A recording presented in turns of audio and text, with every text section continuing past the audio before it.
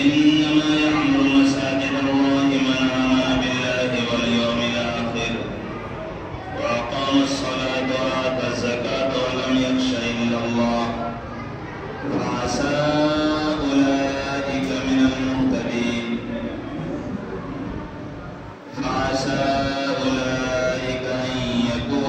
المهتدين صدق الله العظيم.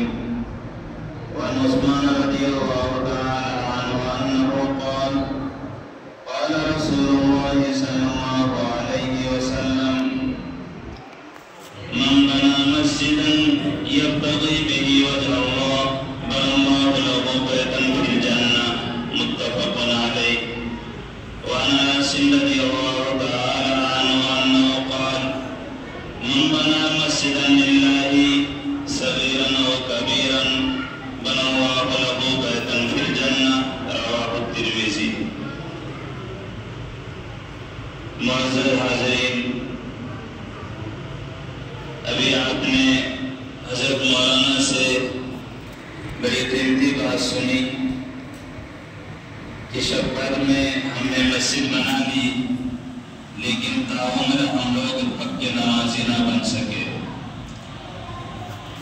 تو مولانا کی یہ نصیحت آپ پہلے باندھ لیں کہ ہمیں مسجد کی طرح شاندار نمازی بننا ہے. بنیں گے سب انشاءاللہ. میں کم و بیش 8 ممالک کا سفر کیا ہے. 8 ملکوں میں جانے کے اتفاق ہوا اور وہاں کی مسجدوں کو دیکھنے کا بھی موقع ملا ہے.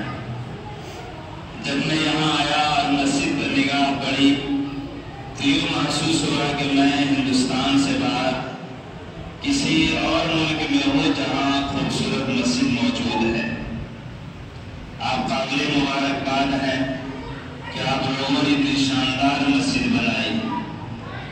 مسجد کی خوبصورتی نماز سے ہے، مسجد کی خوبصورتی تلاوت سے ہے، مسجد کی خوبصورتی ذکر و اذکار سے ہے، تعلیم اور تعلم سے ہے، ذکر و فکر سے ہے. تو مسجد ایک زمانے میں تمام اسلامی سرگرمیوں کا مرکز ہوا کرتی تھی اور اسلام کے جتنے تقاضے ہوتے تھے وہ سب مسجد سے اور اسی منبر سے پورے کیے جاتے تھے. ایک بڑی ضرورت کا اشارہ مولانا نے کیا کہ یہاں تعلیم اور تعلم کے لیے مناسب اور منظم مکتب کی ضرورت ہے.